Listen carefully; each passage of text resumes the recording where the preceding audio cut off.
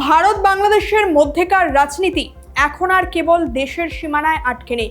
এখন ঢাকার এক টেবিলেই খোলা রয়েছে চারটে বিপজ্জনক ফাইল: নয়াদিল্লি, বেইজিং, ওয়াশিংটন আর শেখ হাসিনা।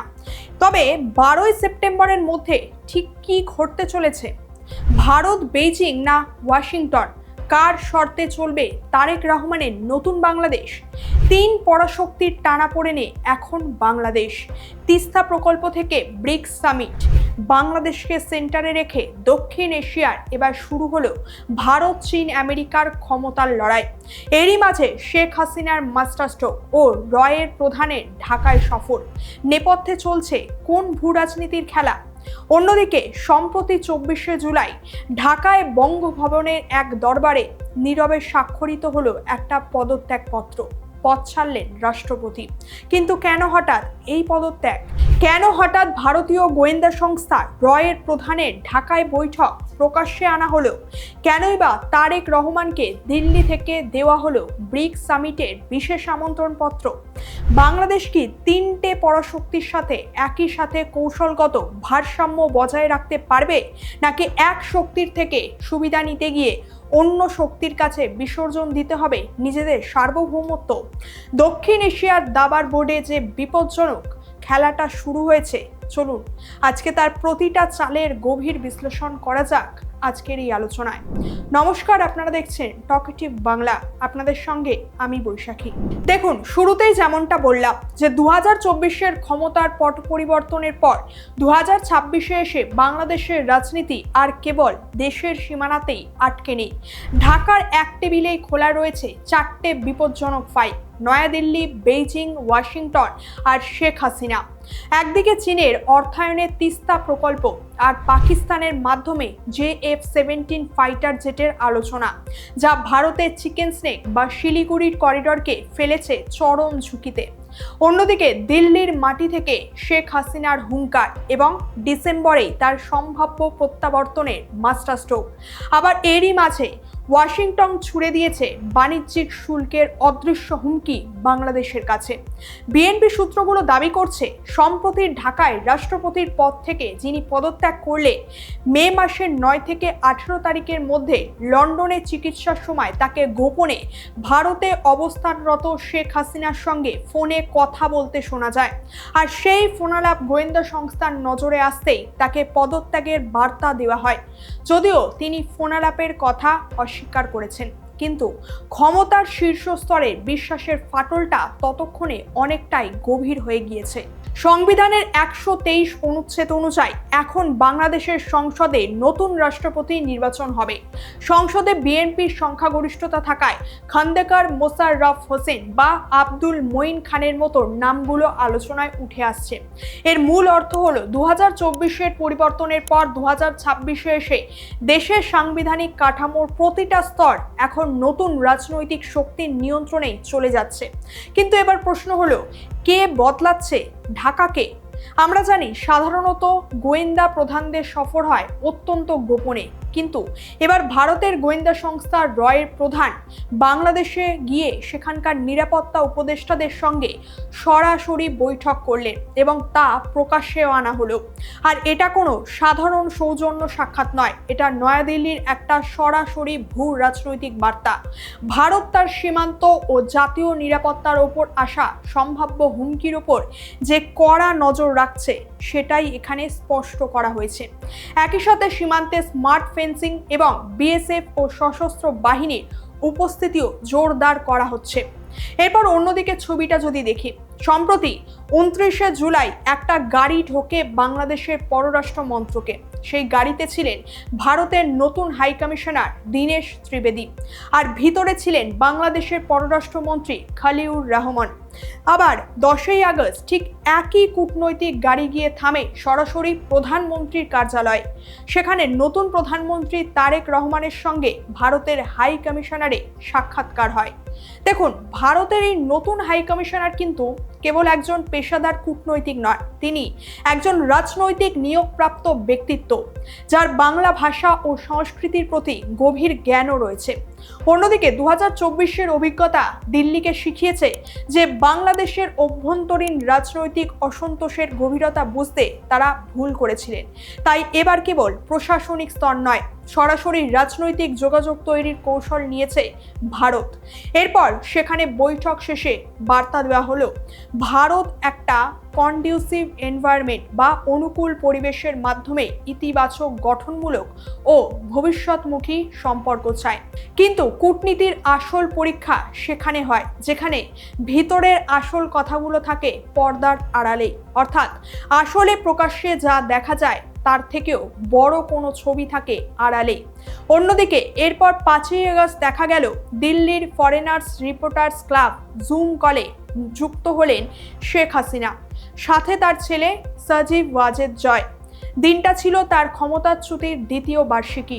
এর আগেও 23শে জানুয়ারি নির্বাচন নিয়ে কিংবা ধানমন্ডির 332 ভাঙচুরের পর তিনি ভারত থেকে ভার্চুয়াল বক্তব্য দিয়েছিলেন, কিন্তু ঢাকা থেকেই বক্তব্য সম্প্রচারে কঠোর নিষেধাজ্ঞা জারি করা হয়েছিল এবং তাকে হস্তান্তরের দাবিও জানানো হয়েছিল। আর ভারতে বসে হাসিনার এই রাজনৈতিক সক্রিয়তা তারেক রহমানের নতুন সরকারের জন্য একটা সরাসরি মানসিক ও রাজনৈতিক চাপও তৈরি করেছে। ঢাকার দৃষ্টিকোণ থেকে এটা ভারতের মাটিকে ব্যবহার করে তাদের রাজনৈতিক স্থিতিশীলতাকে চ্যালেঞ্জ করা হচ্ছে। যদিও এ বিষয়ে ভারতের মত হলো এগুলো পুরোপুরি ব্যক্তিগত ইভেন্ট, কিন্তু তার কূটনৈতিক মাসুল গুনতে হচ্ছে ভারত বাংলাদেশ দ্বিপাক্ষিক সম্পর্ককেই। এরই মাঝে 10ই জুলাই রাইটার্সকে দেওয়া এক সাক্ষাৎকারে শেখ হাসিনা ঘোষণা করেছিলেন তিনি আগামী ডিসেম্বরে দেশে ফিরে আত্মসমর্পণ করতে প্রস্তুত, যাকে বলা হচ্ছে একটা বড় ধরনের মাস্টার স্ট্রোক। দেখুন, এক্ষেত্রে একদম সোজা হিসেব, যেমন ধরুন, এক, সরকার যদি তাকে দেশে ফিরতে বাধা দেয় তবে আন্তর্জাতিকভাবে তারা স্বৈরাচারী হিসেবে চিহ্নিত হবে। 2, তিনি যদি ফেরেন এবং কারাবাস হয় তার, তবে জনগণের মধ্যেও তার প্রতি ব্যাপক সহানুভূতি তৈরি হবে। এবং 3, তিনি সরাসরি ক্ষমতায় না বসলেও তার উপস্থিতি একটা শক্তিশালী প্রেসার গ্রুপ তৈরি করবে, যা আগামী 2-3 বছরের জন্য হলেও তিনি তার দলকে পুনর্গঠিত করে আওয়ামী লীগকে ক্ষমতার প্রধান দাবিদার করে তুলবে বাংলাদেশে। অন্যদিকে গত কয়েক বছর ধরে অত্যন্ত গোপনে একেবারে গ্রাউন্ড লেভেলে শেখ হাসিনার পক্ষে একটা ইতিবাচক ন্যারেটিভ বা ধারণা তৈরির কাজ চালিয়ে যাচ্ছে বাংলাদেশের মাটিতে। সেই সঙ্গে 17ই জুলাই তারেক রহমান মন্ত্রিসভার বৈঠকে আওয়ামী লীগ, ছাত্রলীগ ও যুবলীগের ওপর অভিযান আরও জোরদার করার নির্দেশ দিয়েছেন। অর্থাৎ সব মিলিয়ে দেখতে গেলে শেখ হাসিনার ভারতের মাটিতে উপস্থিতি এবং বাংলাদেশে তার ফেরার জল্পনা এই মুহূর্তে দুই দেশের সম্পর্ককেই স্বাভাবিক হওয়ার পথে সবচেয়ে বড় কাঁটা হয়ে দাঁড়িয়েছে। কিন্তু ঢাকা এখন আর শুধু দিল্লির ফাইলেই সীমাবদ্ধ নেই, বেইজিংও তাদের ফাইল খুলে বসেছে সেখানে। আমরা জানি তারেক রহমান সরকার দায়িত্ব নেওয়ার পর প্রথম বিদেশ নীতিতেই বার্তা স্পষ্ট করেছেন, ভারতকে প্রথম গন্তব্য না করে তারা অগ্রাধিকার দিয়েছে মালয়েশিয়া ও চীনকে। আর সেই চীন সফরে এসেছে ঐতিহাসিক ঘোষণা, তিস্তা নদী ব্যবস্থাপনা ও মোংলা পোর্ট নিয়ে বড় ধরনের সমঝোতা। তবে তিস্তা কেবল একটা নদী বা উন্নয়ন প্রকল্প নয়, এটা ভারতের ঠিক সীমান্ত ঘেঁষা একটা ভৌগোলিক ও রাজনৈতিক সংবেদনশীল অঞ্চল। চীন সেখানে নদী পুনর্গঠন ও মহাপরিকল্পনার জন্য দ্রুত যাচাইয়ের কাজ চালাচ্ছে সেখানে। আর চীনের এই উপস্থিতি ভারতের শিলিগুড়ি করিডর বা চিকেন স্নেকের জন্য একটা বড় কৌশলগত নিরাপত্তার প্রশ্ন তুলে দিয়েছে। এছাড়া চীন এখানেই থেমে থাকেনি। পাকিস্তান ভিত্তিক সিপেকের মতো চীন এখন বাংলাদেশ ও মায়ানমারকে যুক্ত করে দক্ষিণ এশীয় করিডর সম্প্রসারণের দিকেও নজর দিচ্ছে। অন্যদিকে পাকিস্তান ও বাংলাদেশের মধ্যেও সম্পর্ক ঘনিষ্ঠ হচ্ছে এবং বাংলাদেশ পাকিস্তানের মাধ্যমে চীনে তৈরি JF-17 ফাইটার জেট কর্মসূচিতেও গভীর আগ্রহ দেখাচ্ছে। অর্থাৎ এক্ষেত্রে তাদের সামরিক সফর, প্রশিক্ষণ ও প্রতিরক্ষা সহযোগিতা নতুন উচ্চতায় পৌঁছাচ্ছে, যা আমি আগের একটা ভিডিওতেও বিস্তারিতভাবে আলোচনা করেছি, আপনি চাইলে সেটাও দেখতে পারেন। অর্থাৎ এই বিষয়টা কাগজে কলমে না থাকলেও বাস্তব ক্ষেত্রে এখন চীন, পাকিস্তান, বাংলাদেশ ও তুরস্কের মধ্যে এক ধরনের নীরব কৌশলগত ও গোয়েন্দা তথ্য আদান প্রদানের অক্ষ তৈরি হচ্ছে। এছাড়া বেইজিং বাংলাদেশকে ব্রিক্সে অন্তর্ভুক্ত করা এবং সাংহাই কোঅপারেশন অর্গানাইজেশনের অংশীদার করার আবেদনেও পূর্ণ সমর্থন দিচ্ছে। আর ঠিক এই সময় দেখা যাচ্ছে 12 থেকে 13 সেপ্টেম্বরে আসন্ন নিউ দিল্লিতে অনুষ্ঠিত ব্রিক্স সম্মেলনে তারেক রহমানকে ভারতের পক্ষ থেকে আমন্ত্রণ জানানো হয়েছে।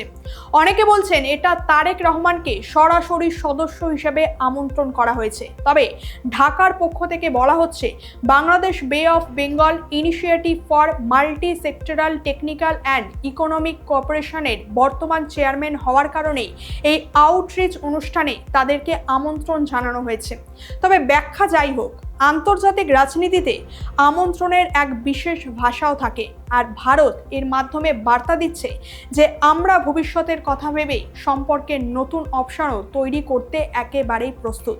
দেখুন, তারেক রহমানও অত্যন্ত বুদ্ধিমান রাজনীতিবিদ, তার রক্তের রাজনীতি রয়েছে। তিনি জানেন আন্তর্জাতিক রাজনীতিতে একমুখী হয়ে চলা একেবারে বিপজ্জনক, তাই তিনি চীনকে দিয়েও তিস্তার কাজ করাচ্ছেন, আবার ভারতের আমন্ত্রণকেও ঝুলিয়ে রেখে দর কষাকষির শক্তিও বাড়াচ্ছেন। এবার দেখার পালা কতদিন তিনি এরকম ব্যালেন্সিং মডেলে চলতে পারে।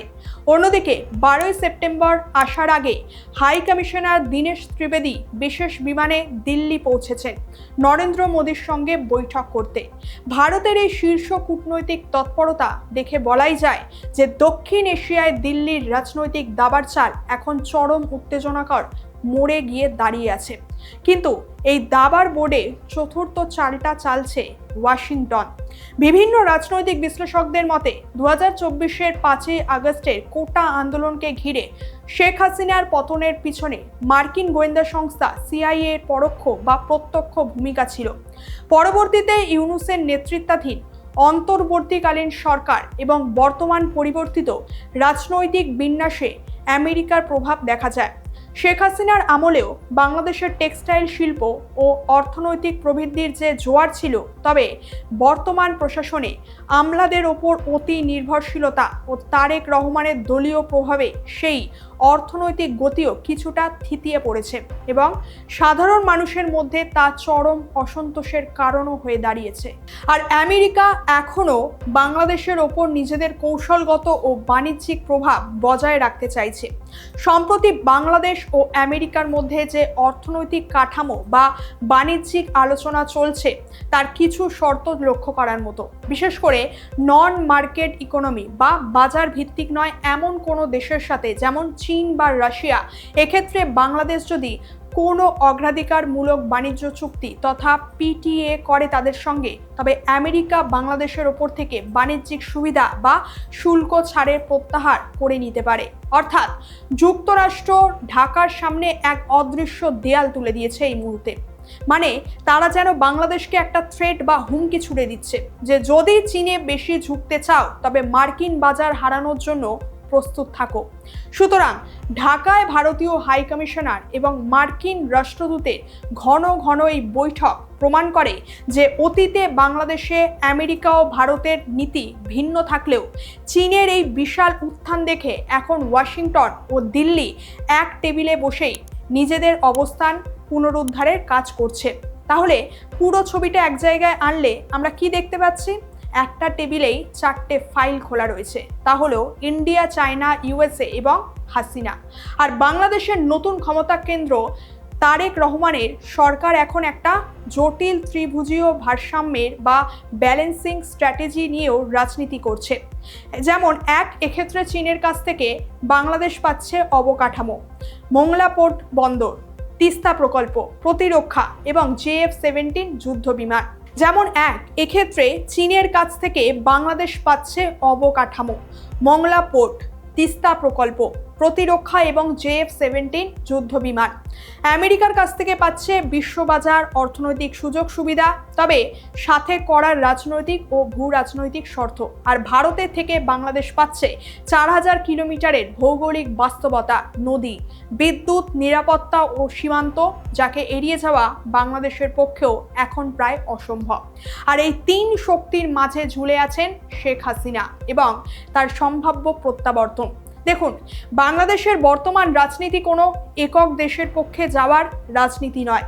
ঢাকা একই সাথে তিন পরাশক্তির কাছে তিনটে দরজা খোলা রাখতে চাইছে। কিন্তু ভূ রাজনীতিতে একটা পুরনো সত্যও আছে, তা হলো একসাথে তিনটে দরজা খোলা রাখলে কেবল সেখানে আলো বাতাসই ঢোকে না, ঢোকে ঝোড়ো হাওয়া এবং প্রবল চাপও। তাহলে তারেক রহমান কি এই তিন পরাশক্তির পারস্পরিক প্রতিদ্বন্দ্বিতাকে কাজে লাগিয়ে বাংলাদেশের জন্য নতুন দর কষাকষির ক্ষমতা তৈরি করতে পারবেন, নাকি এক শক্তির থেকে সুবিধা নিতে গিয়ে অন্য শক্তির কাছে নিজেদের সার্বভৌমত্ব ও স্বাধীনতার মূল্য চোকাতে হবে সমগ্র বাংলাদেশকে? 12 সেপ্টেম্বরে দিল্লি সফর এবং আগামী ডিসেম্বরে শেখ হাসিনার চাল, এই উত্তরগুলোই নির্ধারণ করবে দক্ষিণ এশিয়ার আগামী ভবিষ্যতে মূল চিত্রনাট্য। কি বলবেন বিশ্ব রাজনীতির এই নাটকীয় মোড়ের বিষয়? আপনার মতামত অবশ্যই কমেন্ট করে জানাবেন। আর ভিডিওটা ভালো লাগলে একটা লাইক এবং শেয়ার করে দেবে। দেখা হচ্ছে পরের ভিডিওতে। ভালো থাকবেন এবং চোখ রাখবেন টকিটিভ বাংলায়। ধন্যবাদ।